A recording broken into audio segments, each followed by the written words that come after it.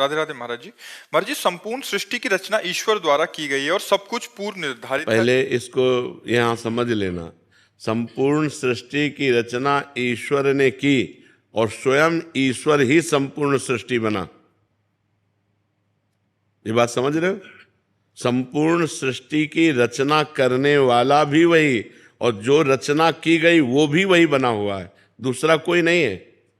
वही परमात्मा एकोहम बहुश्यामा, मैं एक बहुत रूपों में हो जाऊं, वही बहुत रूपों में है। अब प्रश्न करो। महाराज जी, सब कुछ पूर्व निर्धारित है, तो किसी व्यक्ति द्वारा प्रारंभ में गलत कर्म और किसी के द्वारा सही कर्म क्यों किए जाते? मनुष्य शरीर में पूर्व निर्धारित सुख और दुख है, कर्म नहीं।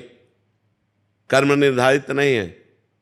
जो हमने पूर्व में पाप कर्म किए और जो पूर्व में पुण्य कर्म किए, उसके मिश्रण से हमारे शरीर की रचना हुई।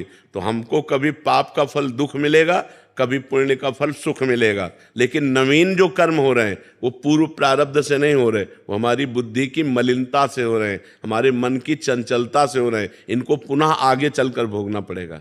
समझ पा रहे हो? कर्म हमारे पूर्व की प्रेरणा से नहीं हो रहे, फल पूर्व की प्रेरणा से आ रहा है। जैसे आपने